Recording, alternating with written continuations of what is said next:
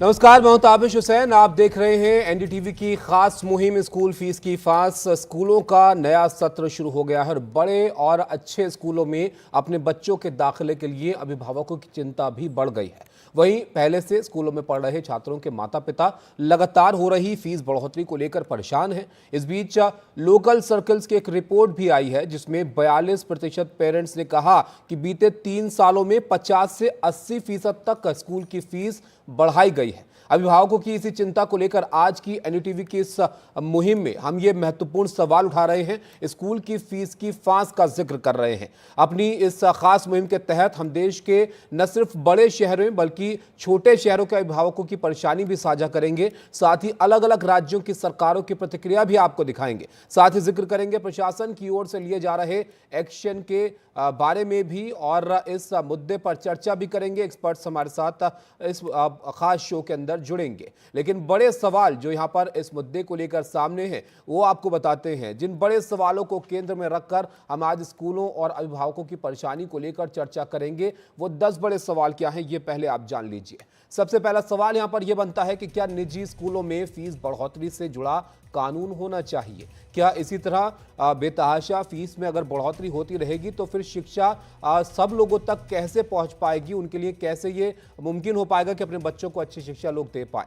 क्या निजी स्कूल स्पष्ट कानून नहीं होने का फायदा यहां पर उठाते हैं कि बेतहाशा जब जैसे फीस में बढ़ोतरी यहां पर कर दी जाती है? एक साथ 3 महीने की स्कूल फीस पर क्या पाबंदी लगनी चाहिए? अगर फीस ज्यादा है और वो भी 3 महीने की एक साथ किसी को देनी पड़ रही है तो आप समझिए कि कितना जेब तंग हो जाती है उन लोगों की जिनके लिए पैसे की एक बड़ी समस्या होती है। क्या पढ़ाई के अलावा डेवलपमेंट के नाम पर फीस वसूली जायज है स्कूलों में? क्या स्कूल से कॉपी किताबों की खरीद नहीं रुकनी चाहिए? स्कूल से ही क्यों आखिर कॉपी किताबें खरीदनी है बच्चों को? क्या एडमिशन के वक्त लगने वाले डोनेशन पर बैन होना चाहिए? क्या स्कूल से ही यूनिफॉर्म लेने की बाध्यता खत्म होनी चाहिए? यह महत्वपूर्ण सवाल है। क्यों ना डिजिटल लर्निंग के नाम पर फीस में बढ़ोतरी पर रोक लगनी चाहिए? क्या एक्स्ट्रा करिकुलर एक्टिविटी के नाम पर लगने वाली फीस बंद होनी चाहिए? स्कूल फीस बढ़ोतरी का तय फॉर्मूला क्यों नहीं बनाती है सरकार? आखिर यह तय क्यों नहीं होता किस तरह से कैसे स्कूल की फीस जो है इसको बढ़ाया जाएगा? क्योंकि आपकी तनख्वाह किस हिसाब से बढ़ रही है, क्या उसी हिसाब से स्कूल की फीस भी बढ़ रही है? कहीं ऐसा तो नहीं है कि ये लोगों की पहुंच से ही दूर हो जाए कि वो अपने बच्चों को अच्छी शिक्षा यहां पर मुहैया करवा पाए? ये महत्वपूर्ण सवाल है जिनका जिक्र इस खास शो में, इस खास पहल में हम यहां पर करेंगे। शिक्षा जिसे कभी जीवन का दीपक कहा गया, आज वही शिक्षा आम लोगों की जेब पर बोझ क्यों बन गई है? जय पांडे जैसे आम पिता हर महीने स्कूल की छुपी हुई फीसों जैसे tuition fees, building fees, miscellaneous fees और डोनेशन से परेशान हैं। एक पिता जो बस अपने बच्चों को अच्छा भविष्य देना चाहता है, उसे मजबूर किया जाता है महंगी किताबें, स्टेशनरी और यूनिफॉर्म खरीदने के लिए जो बाहर के बाजार से कहीं ज्यादा दामों पर बेची जाती है। और अगर वक्त पर पैसे ना दिए तो बच्चों के साथ स्कूल में भेदभाव। क्या अब स्कूल शिक्षा नहीं एक मुनाफे का धंधा बन गए हैं? हमारे संवाददाता सुजाता ने जैसे उनके बच्चों के स्कूल की फीस से जुड़े समस्याओं पर बात की है। ये बातचीत पहले आप देखिए। आपके कितने बच्चे कौन से स्कूल में कौन से शिक्षा कौन से क्लास में पढ़ रहे हैं? मेरा नाम जय पांडे है और मेरी जो बच्ची है सेंट मैरी स्कूल में 2 बच्चियां हैं मेरी। एक अभी 5th में पढ़ रही है, एक अभी उस स्कूल से ही 10th पास करके भी 11th में गई हुई है। और आलम यह है मार्केट का शिक्षा को लेके कि आज हम जैसे पेरेंट्स जो है परेशान है क्योंकि ये अलग अलग एक्टिविटीज़ के नाम पे पैसे लिए जाते हैं। ये 12,000 रुपये जो है अलग स्कूल के नाम पे लिया गया है, वो भी ज़बरदस्ती, जो पेरेंट्स नहीं दे सकते हैं उनको जो है ज़बरदस्ती करके लिया गया है। Maharashtra institute of the bless, हाँ ब्लेस्ड, ये मैं कहूँगा कैमरे में एक बार शो भी कर दें, ये नाम से जो है फंड लिया गया। और आपको ये भरना ही पड़ा? भरना ही पड़ा। यहाँ तक कि मैं आपको बता दूं कि पेरेंट्स का मर्म कोई नहीं समझ रहा है, कोई यहाँ के शिक्षा मंत्री, यहाँ की सरकारें तक नहीं समझ पा रही हैं। मेरे पास एविडेंस है, मैं आपको बता दूं कि मेरे पास पैसे नहीं थे भरने के लिए मेरी बच्ची के फीस के। उस समय मुझे मजबूर कर दिया गया, मैं दूसरे के अकाउंट का चेक मैंने दिया, वो भी 12,000 फंड जो था मांगा गया स्कूल बिल्डिंग फंड, मैंने 6-6 हज़ार रुपये के 2 अलग अलग चेक अलग अलग डेट के दिए ताकि मैं उस सामने वाले को पेमेंट कर दूंगा तो चेक क्लियर हो जाएगा। और लेकिन किसी कारणवश मैं वो फंड नहीं दे पाया सामने वाले को और ये दोनों चेक बाउंस हुआ, दोनों चेक जो है बाउंस हुआ। उसके बावजूद भी स्कूल ने मुझसे फंड लिया और चेक बाउंस का चार्जेस भी लिया। आप ये समझ सकते हो, जो पेरेंट्स अगर नहीं भर सकता है, डोनेशन नहीं दे सकता, डोनेशन भी ज़बरदस्ती डोनेशन भी आज के समय क्या जबरदस्ती ले जाते, नहीं तो आपके बच्चे को फीस अलग, बिल्डिंग फीस अलग, मिसलेनियस फीस अलग और उसके बाद आपसे डोनेशन भी लिया जाता है। हाँ बिल्डिंग फंड के नाम पे।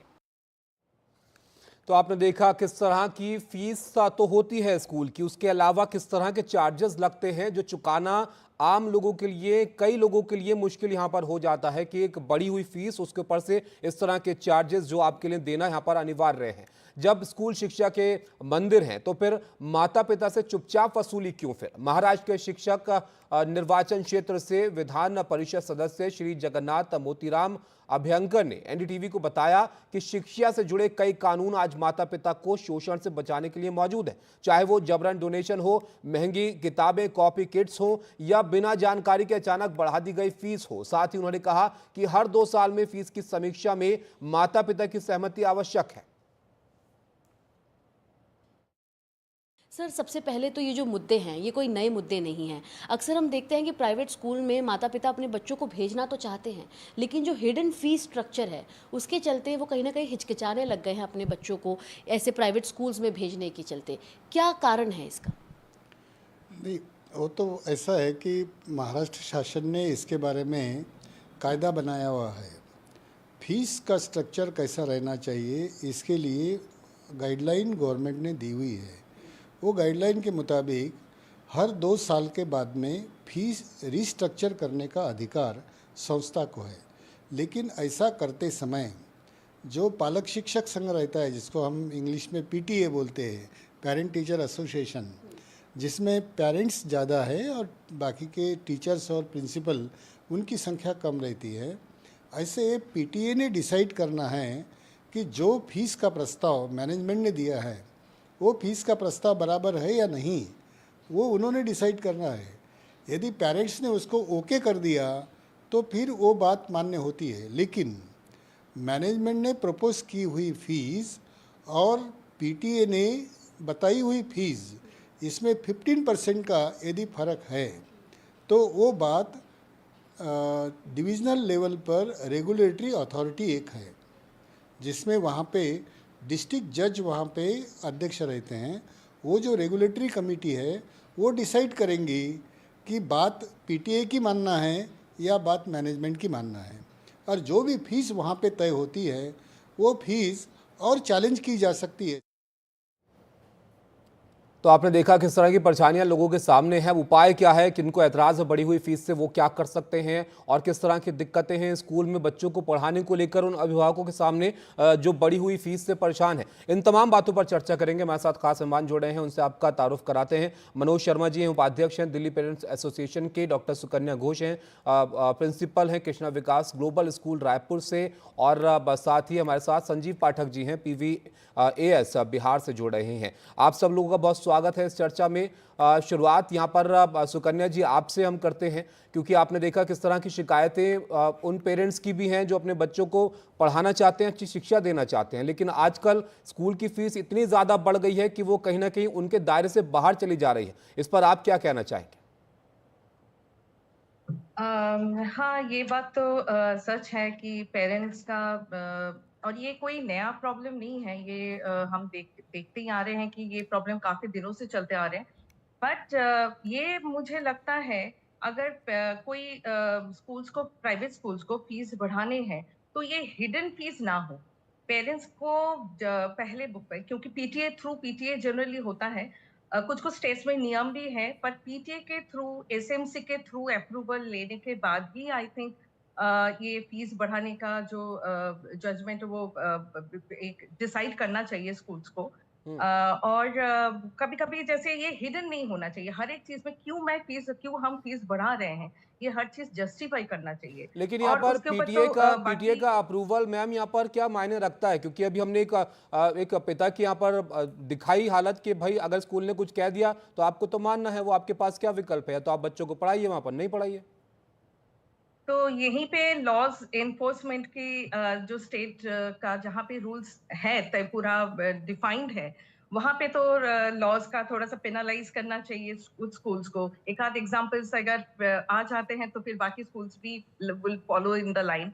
बट पेरेंट्स को भी थोड़ा सा आगे आना चाहिए, ऐसे उनके साथ डिस्कस करना चाहिए स्कूल मैनेजमेंट के साथ कि उनकी प्रॉब्लम्स क्या हो रही हैं, एंड आई थिंक कोई भी स्कूल स्कूल तो एक्चुअली ये बेसिक राइट है, एजुकेशन सबकी फिलोसफी ये कॉमन है। कुछ गिने चुने स्कूल्स ही होंगे जो प्रॉफिट मोटिव होते होंगे, बट अगर लॉज कड़क है, स्ट्रिक्ट है, तो आई थिंक एक आध एग्जाम्पल्स के साथ वो भी ठीक हो जाता है।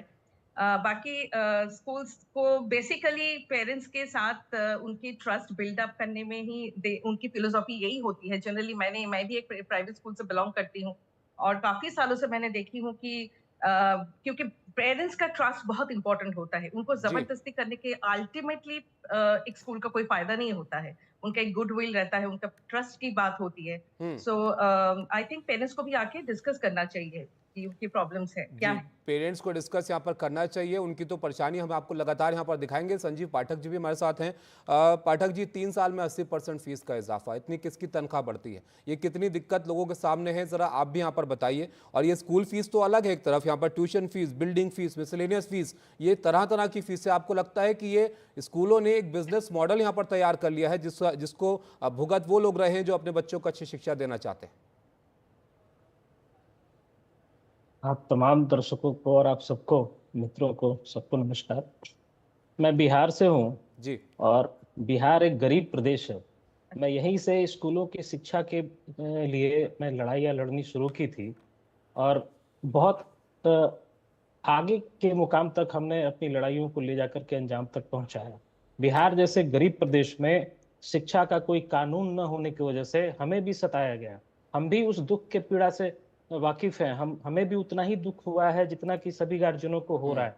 अरे यहाँ तक तो मेरे भी बच्चों को टीसी दे दिया गया था स्कूलों से, लेकिन मैं निराश नहीं हुआ। मैं जाकर के पटना हाईकोर्ट में एक पीआईएल दाखिल किया, सरकार को विवश कर दिया और 7% हर साल ट्यूशन फीस बढ़ाने की एक हाईकोर्ट के माध्यम से सरकार को व्यवस्था पूर्वक कार्य करवा करके और नियम बनाने का काम करवाया।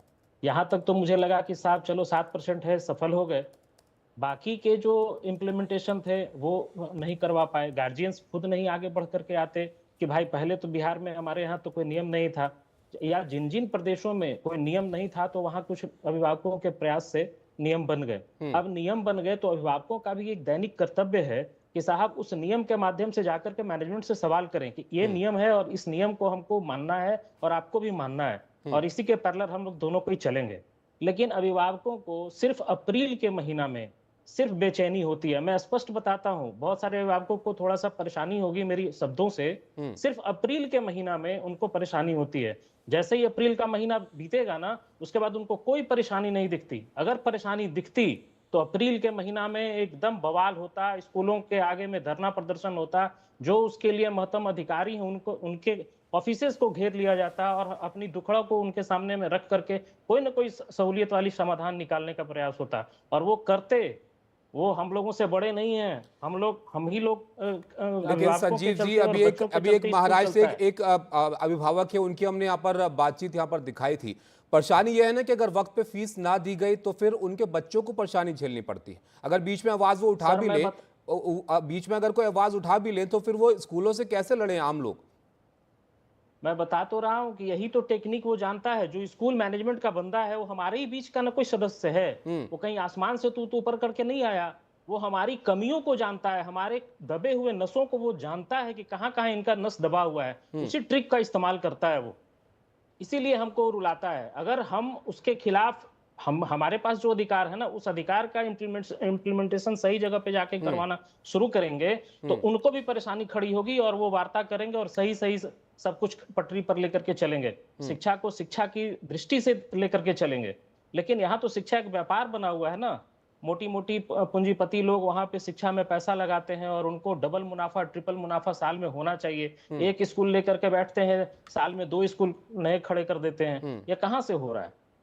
जबकि शिक्षा सर्व सुलभ चीज होनी चाहिए, सरकार की दृष्टि से भी सर्व सुलभ चीज होनी चाहिए। ये व्यापार नहीं हो सकता जी, इसको व्यापार के बिल्कुल रूप में जाहिर कभी तौर भी पर कोई व्यापार नहीं मान्यता हो सकता है। लेकिन जिस तरह अब अलग अलग तरह की फीस बढ़ाकर लोगों के लिए परेशानी यहाँ पर पैदा हो रही है, वो तो लग रहा है कि एक अच्छा व्यापार यहाँ पर ये बन गया है। जीएस राजपूत जी भी हमारे साथ हैं, पूर्व डायरेक्टर हैं एनसीईआरटी के। सर, आपके पास भी यहाँ पर मैं आऊँगा, लेकिन मनोज जी आपके पास यहाँ पर आते हैं क्योंकि दिल्ली पेरेंट्स एसोसिएशन से आप जुड़े हैं, उपाध्यक्ष उसके हैं। तो यहाँ पर किस तरह की परेशानी आप समझते हैं अभिभावकों के सामने? जैसे कि सर यहाँ पर बता रहे थे कि जब सेशन शुरू होता है तब ज़्यादा लोग बोलते हैं और बीच में वो भी इस तरह से मुखरता से आवाज़ नहीं उठाते। नहीं ताबिज जी, ऐसा नहीं है। बहुत सारे कोर्ट केसेस लगातार तारीख पे तारीख लग रही है कोर्टों में। ये कहना तो बिल्कुल एक तरफा हो जाएगा, परंतु इन सारी समस्याओं को मैं आपको छोटी सी पंक्तियां हैं कुछ कवि की, अगर आप इजाज़त दें तो वो बताऊं। इल्म बड़ी दौलत है, सुनिएगा जरा ध्यान से। इल्म बड़ी दौलत है, तू भी स्कूल खोल, इल्म पढ़ा, फीस लगा, दौलत कमा, फीस ही फीस, पढ़ाई के 20, बस के 30, यूनिफॉर्म के 40, खेलों के अलग, वैरायटी प्रोग्राम के अलग, पिकनिक के अलग, लोगों के चिल्लाने पर न जा, दौलत कमा। उससे और स्कूल खोल, उनसे और दौलत कमा, कमाए जा, अभी तू जवान है, यह सिलसिला जारी है, जब तक गंगा जमुना है, पढ़ाई बड़ी अच्छी है, पढ़, बही खाता पढ़, टेलीफोन डायरेक्टरी पढ़, बैंक असेसमेंट पढ़, जरूरतें रिश्ते के इश्तिहार पढ़ और कुछ मत पढ़, मीर और गालिब मत पढ़, इकबाल और फैज़ मत पढ़, इब्ने इंशा को भी मत पढ़, वरना तेरा बेड़ा पार न होगा और हम में से कोई नतायज का जिम्मेदार न होगा। ये एक कवि हैं इब्ने इंशा साहब। इन्होंने मेरे ख्याल से हम जो 10-15 मिनट से सारी बातें कर रहे हैं उसको एक जगह समाहित कर दिया। देखिए ताबिर जी, पहली बात तो ये कि आपने महाराष्ट्र की बात करी, आपने बिहार की बात करी। जो शिक्षा का विषय है वो स्टेट का, राज्य का विषय है, तो हम we can not compare apple with the oranges. और मैं आपके सामने लेकर आया हूं, ये देखिए महाराष्ट्र का बहुत ही अच्छा एक्ट है, महाराष्ट्र एम्प्लॉयज, ये मैं एक्ट को पढ़ के बताता हूं। Maharashtra educational institution regulation of fee act 2011। इसमें इन्होंने बहुत ही स्ट्रीमलाइन तरीके से फीस बढ़ाने का विधि विधान दिया हुआ है और सारी जिम्मेवारी अभिभावकों पर डाल दी है। सब अभिभावक ही डिसाइड करेंगे फीस बढ़ेगी नहीं बढ़ेगी। और कई कई जगह तो ऐसा है कि बिना 75% के रजामंदी के अभिभावकों के फीस बढ़ ही नहीं सकती।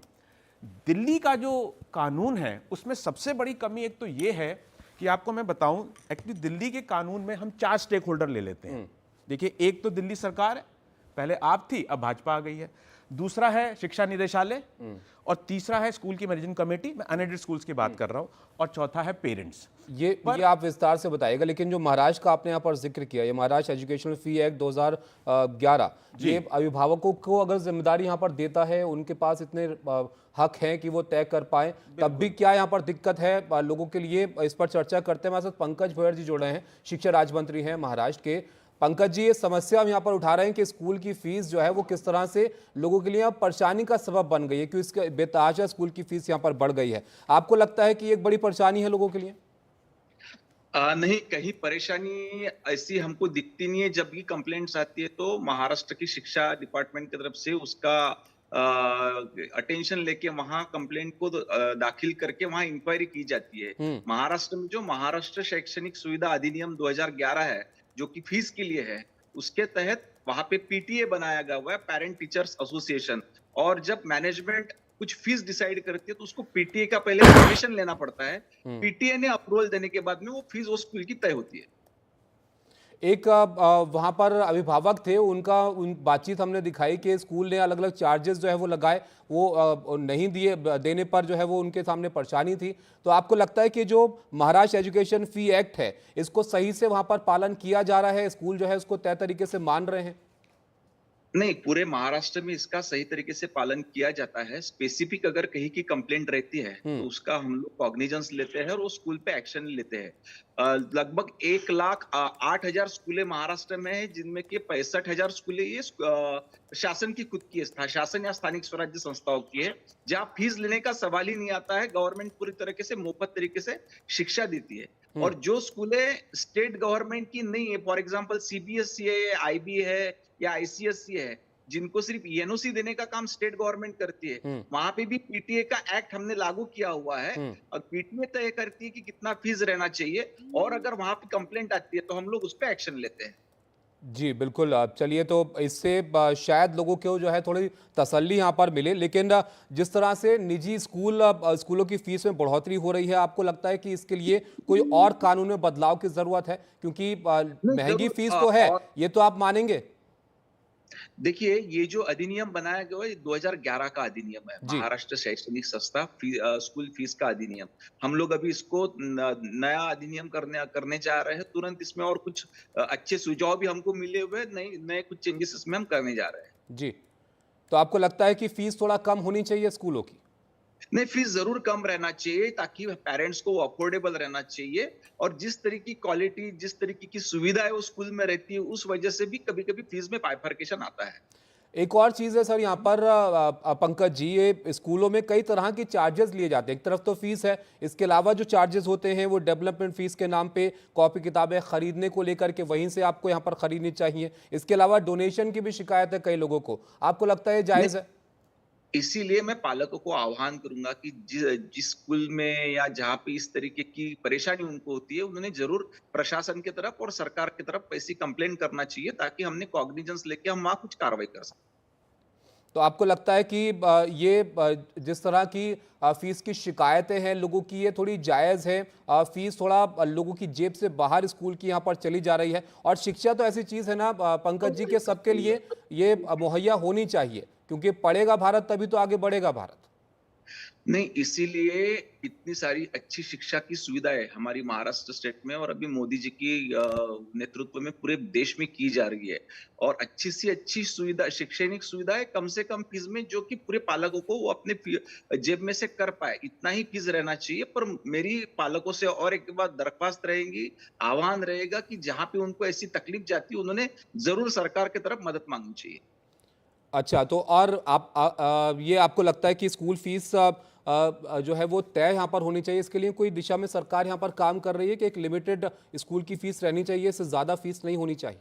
नहीं, सरकार जरूर काम कर रही है, इसलिए जो अधिनियम बनाया गया हुआ है उसमें पीटीए यानी पेरेंट्स टीचर्स एसोसिएशन बनाया गया है। इसमें अपेक्षित यही है कि उस स्कूल के टीचर्स और पेरेंट्स बैठे और पूरे स्कूल के खर्चे और एडमिटेड स्टूडेंट, तो वो स्कूल को भी पूरना चाहिए और स्टूडेंट को भी पूरना, पालकों को भी पूरना चाहिए, ऐसा फीस एक तय किया जाए। और जो स्कूल अगर इसको नहीं मानते हैं, आपको लगता है कि उनके खिलाफ कोई एक्शन भी उसमें होना चाहिए एक्शन लेने का कि प्रावधान बेतहाशा अगर हमारे आप फीस बढ़ा दे रहे हैं? उसमें अगर हमको कंप्लेंट मिलती है तो हम जरूर उस पे एक्शन लेते हैं, उसका भी प्रावधान हमारे अधिनियम में है, जो कि अगर हमारे स्टेट से परमिशन ली हुई स्कूल है तो हम उसका परमिशन कैंसिल कर सकते हैं, और अगर कुछ आईबी स्कूल है या आईसीएसई है, सीबीएसई है, तो हमने जो एनओसी दी हुई है वो हम कैंसिल कर सकते हैं। तो आप जो अभिभावक हैं जो परेशानी इस बात की उठा रहे हैं कि उनके लिए स्कूल की फीस भरना थोड़ा मुश्किल हो जा रहा है, अलग अलग तरह के चार्जेस से वो परेशान यहाँ पर हो रहे हैं, उनसे क्या कहना चाहेंगे? उनके लिए क्या आश्वासन आपके पास होगा? नहीं, आश्वासन यही है कि सरकार उनके साथ में है, जितना फीस वो दे सकते हैं उतना, और जो क्वालिटी उस स्कूल में है उसी तरीके से फीस चार्ज करनी चाहिए, और इसमें जो पालकों को तकलीफ हो रही है, परेशानी हो रही है, उन्हें सरकार की तरफ कंप्लेन करना चाहिए।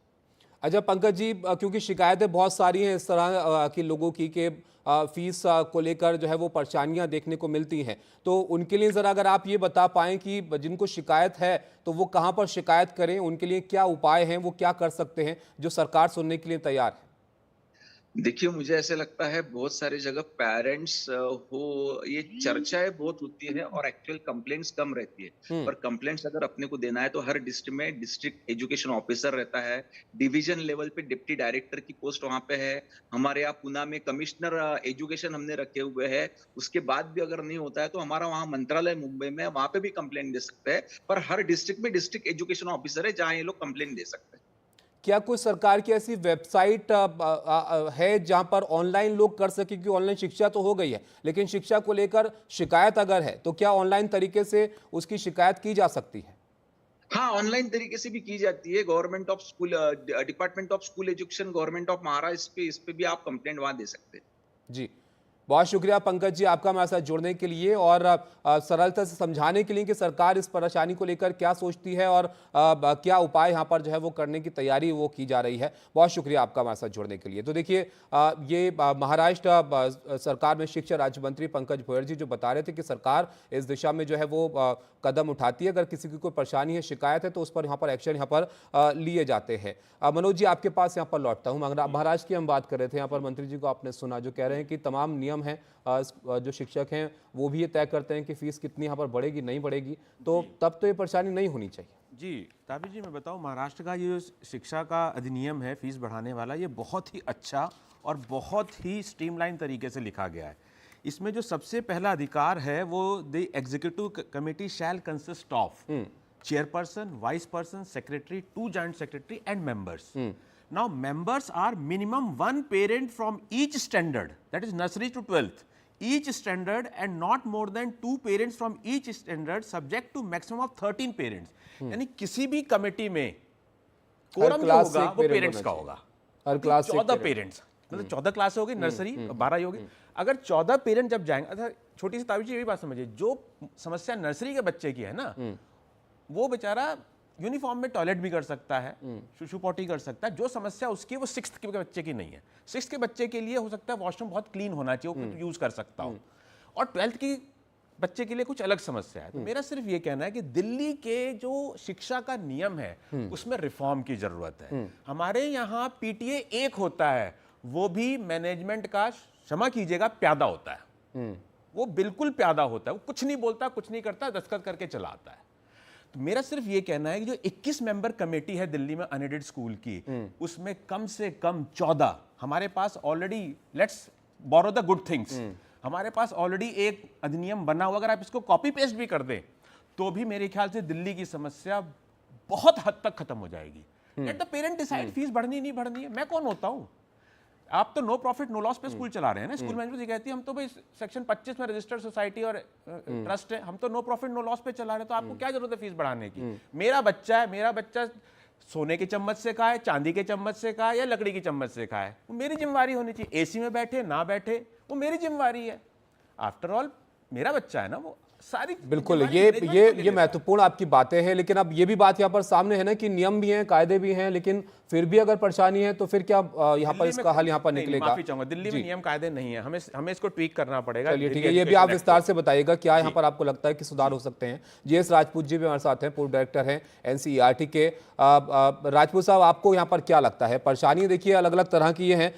कुछ पेरेंट्स की ये भी शिकायत है कि भाई कंपोजिट फीस ली जाती है, ये बताया नहीं जाता उसमें किस तरह की कैसी फीस है, और फीस तो इतनी ज़्यादा है कि वही दे पाना मुश्किल हो रहा है, फिर अलग अलग चार्जेस। आपको लगता है कि ये स्कूल की जो पढ़ाई है ये आम लोगों की पहुंच से बाहर होती चली जा रही है धीरे धीरे?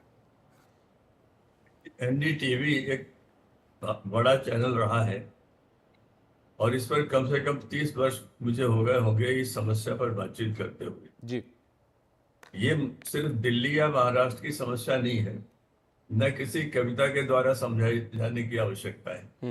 अगर गहनता से विचार करना है तो इसके मूलभूत जड़ों में जाना पड़ेगा। जड़ें ये हैं कि 1950 में जब संविधान लागू हुआ उसके बाद हमने स्कूल शिक्षा को महत्व नहीं दिया। हमारे यहाँ सबसे पहले मुदालियर कमीशन बना, सबसे पहले राधाकृष्णन कमीशन बना हायर एजुकेशन पर, फिर मुदालियर कमीशन बना, उसके बाद 1968 में कोठारी कमीशन बना जिसने प्राइमरी शिक्षा पे ज्यादा ध्यान दिया। अन्यथा हमें उच्च शिक्षा और माध्यमिक शिक्षा पर ही हम रह गए। जापान जैसे देश ने जब अपना रिकॉन्स्ट्रक्शन शुरू किया तो उन्होंने कहा कि सबसे पहले सबसे बड़ी जो चीज है देश के लिए वो है प्राइमरी स्कूलों का ठीक होना। और प्राइमरी स्कूल कैसे हो गए? जब प्राइमरी स्कूल के शिक्षक जहाँ पढ़ाए जाते हैं वहां पर आप कार्य संस्कृति ठीक कर दीजिए। तो दो चीजों पर ध्यान देने की आवश्यकता आज भी है। 1950 में तो हम नहीं जा सकते जी। आज जो स्थिति हुआ है, पहली चीज सरकारी स्कूलों की साख दोबारा से स्थापित कीजिए, उसको राजनीति मत बनाइए, घोषणाएं मत करिए, विज्ञापन मत दीजिए। अपना धार्मिक नैतिक कर्तव्य समझकर हर एमपी का एमएलए का कर्तव्य है कि अपनी स्थिति में जो भी उसका संसदीय या विधायिका क्षेत्र है वहां का सरकारी स्कूल समय से क्यों नहीं चलता है। मैं 1974 में फुल प्रोफेसर हुआ, 1968 में रीडर लेक्चरर हुआ था। 1974 से आज 51 साल से मैं देख रहा हूँ और हर स्तर पर मैंने देखा है। अगर किसी जिले का जिला शिक्षा अधिकारी ईमानदार हो, समय से अपने दफ्तर जाता हो, अपने दफ्तर में भ्रष्टाचार रोकता हो, तो उस जिले में हर अध्यापक समय से स्कूल जाएगा। सरकारी स्कूलों की जो साख 1960 में थी हमने खत्म कर दी। हमने जानबूझकर नीतिगत स्तर पर नेताओं के द्वारा तो आपको उन लगता है लोग सरकारी स्कूलों की हालत ठीक नहीं है, इसलिए उन प्राइवेट लोगों स्कूल्स की से आप मनमानी सुनिए, चलती है? अब आप सुनिए थोड़ी देर, सुन जी लीजिए पहले। जी मैंने बहुत समय दिया, आपको जी जी सुनना पड़ेगा। जो नेताओं ने स्कूल खोले, सबसे पहले वहां से नीचे आना शुरू हुआ। सरकारी स्कूलों की साख घटी, और ये देश की बहुत बड़ी हानि है। इसकी इकोनॉमिक्स मैं नहीं जानता, लेकिन नैतिकता मैं जानता हूँ। जैसे जैसे सरकारी स्कूल की साख घटी, उसकी स्वीकार्यता घटी, वैसे वैसे निजी स्कूल के मालिकों की मनमानी बढ़ी, और वो आज इस कदर बढ़ गई है। वहां पर दो ग्रुप है, ये कभी एक साथ नहीं आएंगे। एक वो ग्रुप है जिसको फीस बढ़ने से कोई प्रभाव नहीं पड़ता। समस्या वो लोग उठाते हैं जिनको वहां नहीं भेजना चाहिए था, जिनके लिए अच्छा सरकारी स्कूल होता तो वो कतई नहीं भेजते।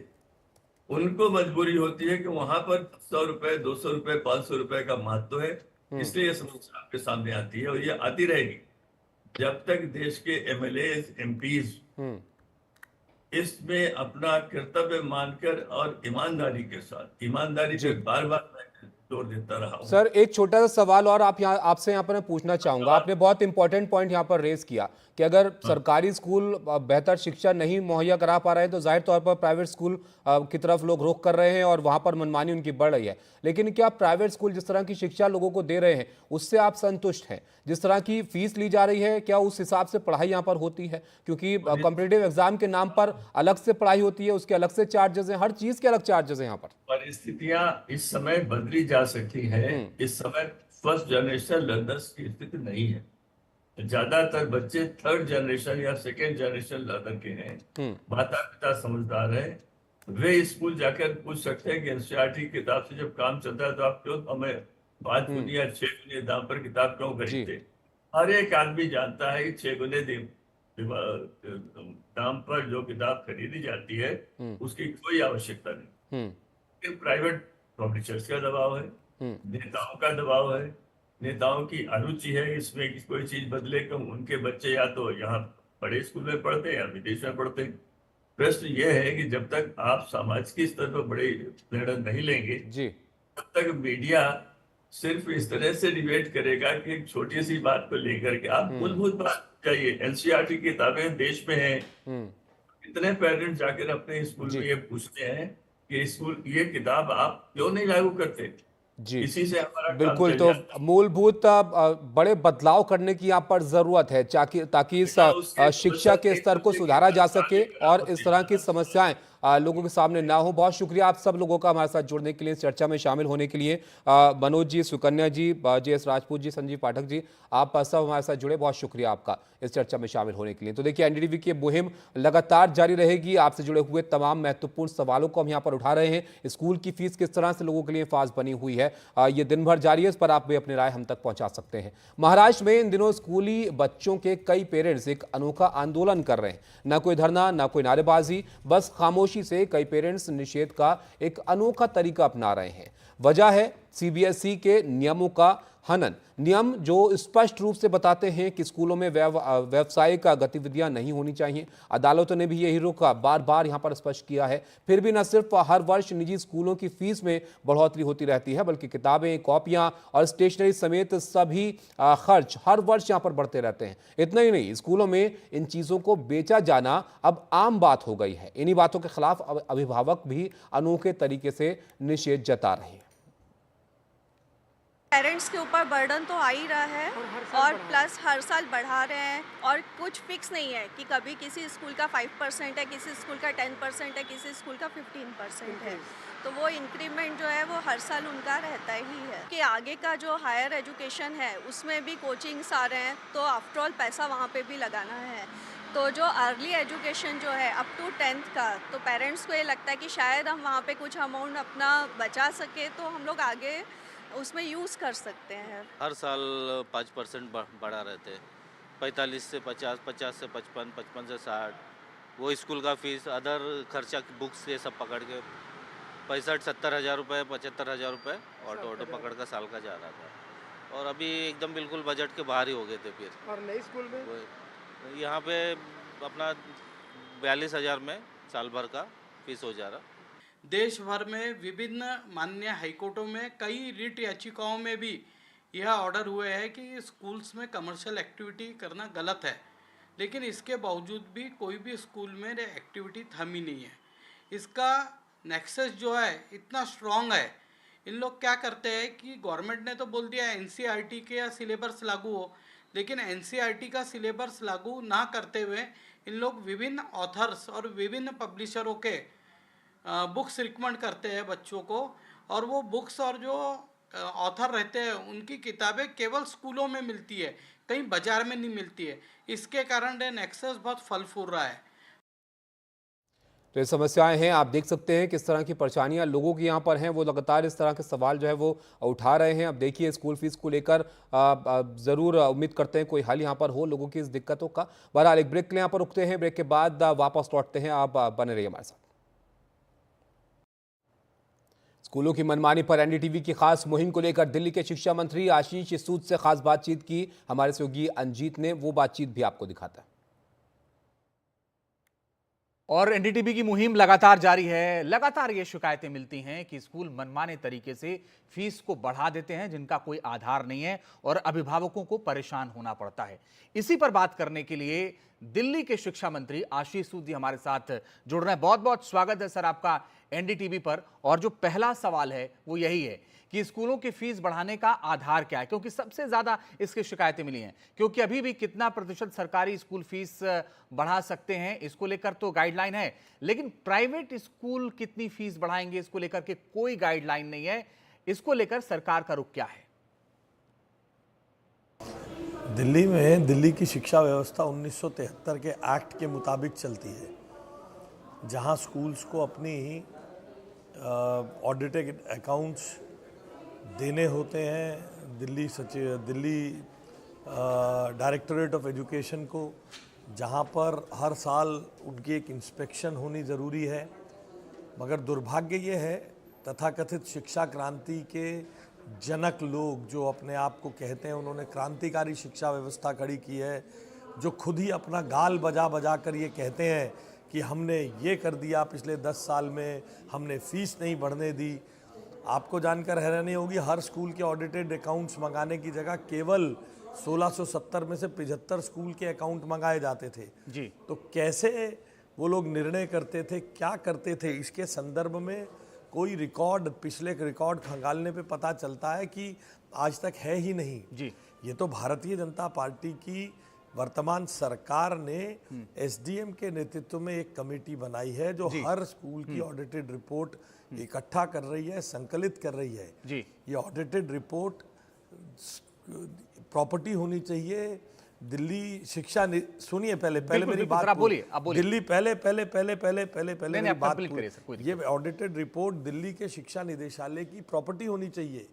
3-4 साल का लगातार पिछले 10 सालों की रिपोर्ट हो, 3-4 साल की रिपोर्ट और वर्तमान रिपोर्ट को मिलाकर जांचा जा सके क्या स्कूल प्रॉफिटेरिंग तो नहीं कर रहा, शिक्षा का बाजारीकरण या कमर्शियलाइजेशन तो नहीं कर रहा। ऐसा कोई भी व्यवस्था पिछले 10 सालों में शिक्षा निदेशालय में नहीं थी। मगर गाल बजा बजा के दावा किया जाता है हमने ये कर दिया वो कर दिया। पिछले वर्षों का मैंने पिछली प्रेस कॉन्फ्रेंस में भी जवाब दिया, पिछले वर्षों का इतने लंबा इतिहास उपलब्ध है कि हर स्कूल ने फीस बढ़ाई है। एल्कॉन जैसे स्कूल को कई करोड़ रुपए, लगभग 15 करोड़ रुपए एक्सेस पाए जाने के बाद फीस बढ़ाने की अनुमति दी गई। सब आर्बिट्रेरी तरीके से रिश्वत अंडर द टेबल लेकर करने का मौका दिया जा रहा था जी। आप बात बिल्कुल ठीक कह रहे हैं कि आपकी नई सरकार आई है, आप जांच कराने की बात कर रहे हैं, लेकिन अब बात किताबों पर आते हैं, किताबों की बात करते हैं।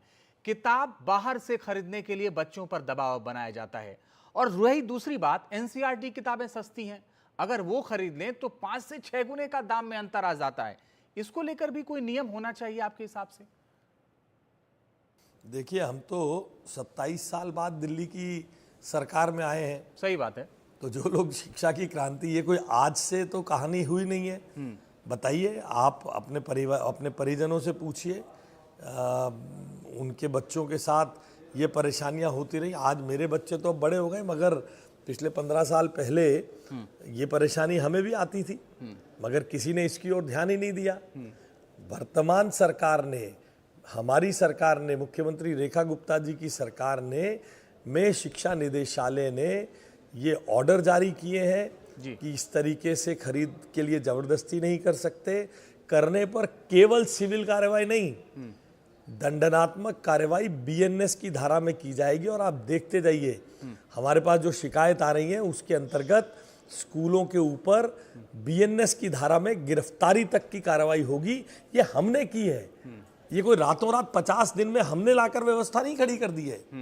ये व्यवस्था जिन्होंने खड़ी की है उनको इसका जवाब देना चाहिए। 10 साल से जो लोग बड़े बड़े दावे कर रहे हैं कि हमने आमूलचूल परिवर्तन कर दिया, हम शिक्षा क्रांति के जनक हैं, उनको जवाब देना है। हम इसमें सुधार कर रहे हैं, उनकी फैलाई हुई गंदगी को समेटने का काम हम कर रहे हैं जी। लेकिन मजाक तो तब है ना सर, जब किताब तो छोड़िए, ड्रेस तो छोड़िए, इस स्टेशनरी तक अपने हिसाब से स्कूल खरीदवा रहे हैं। कई लोगों ने कहा स्कूलों ने गुलाम बना रखा है, मनमानी कर रहे हैं और अभिभावक उन्हें उनके सामने आवाज तक नहीं उठा पाते। वक्त बदला है, 27 साल बाद हमारी सरकार आई है, थोड़ा समय दीजिए हमें। आपको बहुत जल्द आपकी यह विचार और सोच और जनता को भी इसमें आमूलचूल परिवर्तन दिखेगा, उनकी भी सोच बदलेगी। अब मैं अभिभावकों की सुरक्षा और रक्षा की बात पर आपसे सवाल पूछना चाहता हूं। अधिकतर अभिभावक आवाज डर कर नहीं उठाते हैं और उसके पीछे की वजह जो है वो यह है कि लगता है कि उनके बच्चों को टारगेट किया जाएगा। और उदाहरण के तौर पर पिछले दिनों लाइब्रेरी में बंधक बनाया गया बच्चों को, यह ताजा उदाहरण है। क्या कोई ऐसी पॉलिसी हो सकती है जो बच्चे और उसके माता पिता की पहचान को छिपाकर भी कानून अपना काम कर सके? डीपीएस द्वारका के संदर्भ में ये चर्चा आई है और ये मामला और पिछले 4 साल से ये मामला चल रहा है। ये मामला कोई आज पहली बार नहीं है साहब। 2021 से उन बच्चों को प्रताड़ित किया जा रहा है। मेरे पास मैंने अपने पत्रकार वार्ता में 60-70 पेज की प्रेस कटिंग दिखाई थी पिछले 4 साल में। पेरेंट्स ने आकर मुझे मिले हैं और जो पेरेंट्स मुझे आकर मिले हैं उन्होंने आंखों में आंसू लेकर मुझे ये कहा कि मंत्री जी, आप पहले अधिकारी और मंत्री हैं जिन्होंने 5 साल में हमसे मिलकर हमारा दर्द समझने की कोशिश की है। ये है भारतीय जनता पार्टी की सरकार की संवेदनशीलता। सवाल हमसे इसलिए पूछा जाता है क्योंकि हमारे पास उन लोगों की तरह बड़ा इकोसिस्टम नहीं है। हम अरबों रुपए प्रचार तंत्र पर नहीं खर्चते हैं। पिछले 10 साल में किसी ने शिक्षा क्रांति के तथाकथित जनक मनीष सिसोदिया, शिक्षा क्रांति की पुरोधा, तथाकथित पुरोधा आतिशी मरलीना से यह सवाल नहीं पूछा है, क्योंकि पत्रकारों का और चैनलों का और अखबारों का बहुत बड़ा बहुत दबाव रहता था। सैकड़ों करोड़ रुपए खर्चे होते थे विज्ञापनों पर। इसलिए बहुत सवाल उनसे नहीं पूछा। 4 साल पुरानी चीज पर हमने दिल्ली के शिक्षा इतिहास में पहली बार डीएम के नेतृत्व में, अभी हमने एसडीएम के नेतृत्व में हर स्कूल में अकाउंट्स इकट्ठा करने के लिए भेजा और डीपीएस द्वारका में डीएम के नेतृत्व में हमने कमेटी बनाकर भेजा है। हम संवेदनशील हैं, इस समस्या का हल चाहते हैं। हम स्कूल प्रशासन को भी पूरे सम्मान के साथ सुन रहे हैं। स्कूल प्रशासन हमारे इस कार्रवाई के बाद हमारे खिलाफ, दिल्ली सरकार के खिलाफ कोर्ट भी गया है। हमने वो डीएम की रिपोर्ट भी मंगाई है, उस पर भी स्टडी कर रहे हैं। जो भी कानून सम्मत कार्रवाई है हम उस पर जरूर करेंगे। देखिए, आप खुद कह रहे हैं ये बात कि जो स्कूल प्रशासन है वो सरकार के खिलाफ हाई कोर्ट गया है और अपनी बात आप दमदारी से कह रहे हैं, इससे उम्मीद जगती है। लेकिन उससे आगे का सवाल यह है कि दिल्ली के निजी स्कूलों पर यह भी आरोप लगता है कि प्राइवेट लिमिटेड कंपनी की तरह चला रहे हैं, जबकि ये सरकारी फायदा लेते हैं। थोड़ा बहुत नहीं, ये आप जानते हैं, बहुत फायदा लेते हैं और सरकार की ही बात नहीं मानते हैं। तो क्या सरकार अपनी बात इनसे नहीं मनवाना चाहती? मैं आपको यहाँ एक विश्वास दिलाता हूँ, मैं एक विश्वास दिलाता हूँ जी, आपके चैनल के माध्यम से दिल्ली के प्रत्येक अभिभावक को, चाहे वो प्राइवेट स्कूल में पढ़ने वाले बच्चे हों या सरकारी स्कूल में पढ़ने वाले, हमारी सरकार का और हमारे शिक्षा विभाग का पहली प्रायोरिटी विद्यार्थी की वेलबींग, उसको बेहतर शिक्षा, शिक्षा में अच्छा वातावरण, बिना दबाव की शिक्षा, ये हमारी पहली प्रायोरिटी है और हम उसे कर दिखाएंगे। ये जो हमारा विपक्षी दल जो 50 दिन में हमसे सवाल पूछकर इन गलत चीजों को कवर फायर दे रहा है, उसको हम बहुत ज्यादा दिन चलने नहीं देंगे। दिल्ली के माता पिताओं को, दिल्ली के बच्चों को मेरा पूरा कन्विक्शन के साथ ये वादा है, उनके हित, उनकी वेलबींग, उनके interest, although we are a new government, but ये हमारी पहली पक्का रिजॉल्व है, it is our firm resolve कि उनका इंटरेस्ट पहले देखा जाएगा। जी, तो आप यहाँ पर देख रहे हैं दिल्ली के शिक्षा मंत्री आशीष सूद, जो यहाँ पर साफ कह रहे थे कि बच्चों का, अभिभावकों का इंटरेस्ट पहले वो देखेंगे और शिक्षा के क्षेत्र में अब चीज़ें जो है आगे यहाँ पर बढ़ेंगी। मनोज शर्मा जी हमारे साथ हैं। मनोज जी, दिल्ली उन राज्यों में से है जहाँ पर आम आदमी पार्टी ने बढ़ चढ़कर शिक्षा को लेकर प्रचार किया था, लेकिन यहाँ पर जैसे कि ये आशीष जी बता रहे थे कि मुनाफे में होने के बावजूद भी स्कूलों को इजाज़त दी गई कि आप फीस यहाँ पर बढ़ाइए। महाराष्ट्र में नियम है, दिल्ली में ऐसा कोई नियम है कि फ़ीस को तय किया जाए? और ये अलग अलग राज्यों में आपको लगता है कि ज़रूरत है कि ऐसे नियम बनाए जाएँ जिससे स्कूल के स्ट्रक्चर को, यहाँ पर फीस के स्ट्रक्चर को जो है वो काबू में रखा जाए? जी तावी जी, मैं इसमें 2-3 छोटे छोटे बिंदुओं पे बात करना चाहूँगा। मैं राजनीति में नहीं जाता, आपने क्या किया, भाजपा ने क्या किया, कांग्रेस ने क्या, छोड़ दीजिए। परेशान तो हम हो रहे हैं, हमारे बच्चे हो रहे हैं। पहली बात तो मेरी आपसे गुजारिश है कि आप लोग मैं एक नया शब्द आपको दे रहा हूँ, स्कूल अरेस्ट यूज़ कीजिए इसको। लाइब्रेरी में बच्चों को बिठाना बिल्कुल वैसी है जैसे डिजिटल अरेस्ट हो रहा है, ये स्कूल अरेस्ट कर रहे हैं छोटे छोटे बच्चों का, नंबर 1। नंबर 2, मेरी आपके माध्यम से मंत्री जी को सिर्फ यह संदेश पहुँचाना है कि मंत्री जी, मोदी साहब कहते हैं, हमारे माननीय प्रधानमंत्री कहते हैं, minimum government and maximum governance. आप पीटीए का, आप स्कूल की प्रबंधन समिति का लोकतांत्रिककरण कर दीजिए। नर्सरी से लेके 12वीं तक हर क्लास से एक पेरेंट इलेक्ट होके जाएगा। 21 मेंबर्स कमेटी में 14 पेरेंट होंगे। अपने आप उनको डिसीजन लेने दीजिए, आप सिर्फ ऑब्जर्व कीजिए। और तीसरी और सबसे महत्वपूर्ण बात कि डीओई के अधिकारियों का एक ऑर्डर मैं आपको दिखाता हूं। ये एक ऑर्डर है 23/3/2016 का। ये एक ऑर्डर देखिए आप, इसमें साफ लिखा हुआ है, फीस का इसमें काफी डिटेल लिखा हुआ है कि उनकी क्या भूमिका होगी, और इसमें लिखा हुआ है working on the above bodies in as much as official duty of the nominee. जो डायरेक्टर के नॉमिनी है मैनेजमेंट कमेटी में 2, on her other official duties, and its non-performance will invite the same kind of action as is taken on the case of any lapse or fault in performing the normal official duty। यानी कि उनकी disciplinary inquiry खोल दीजिए CCA rule section 14 में कि भैया school की fees बढ़ गई, तू कर क्या करा था, उस मीटिंग में करने गया था, कैसे साइन करके आ गया, तेरी भी तो कोई जिम्मेवारी है, डायरेक्टर के नॉमिनी की जिम्मेवारी है। बस ये 4 बिंदु पे आप काम कर दीजिए, मैं बता रहा हूं अगले साल से ये समस्या जड़ से खत्म हो जाएगी। उम्मीद करते हैं कि आपके ये जो पॉइंट्स आपने यहाँ पर रेज किए हैं, सरकार भी इसको देख रही होगी, इस पर जो है यहाँ पर विचार किया जाएगा। तो देखिए, ये महत्वपूर्ण यहाँ पर दिक्कत है लोगों के सामने। आपका बहुत शुक्रिया हमारे साथ जुड़ने के लिए और ये तमाम महत्वपूर्ण बातें सामने रखने के लिए मनोज जी। तो इस हमारी ख़ास मुहिम में हम तमाम अभिभावकों के, आम लोगों के वो सवाल उठा रहे हैं जो इस शिक्षा से जुड़े हुए महत्वपूर्ण सवाल हैं, और स्कूल की फीस से जो लोग परेशान हैं वो इसके सुझाव के तौर पर इसको देखते हैं। दिन भर आप देखते रहिएगा एनडीटीवी की इस खास मुहिम को। फिलहाल एक ब्रेक के लिए यहाँ पर रुकते हैं, ब्रेक के बाद वापस लौटेंगे।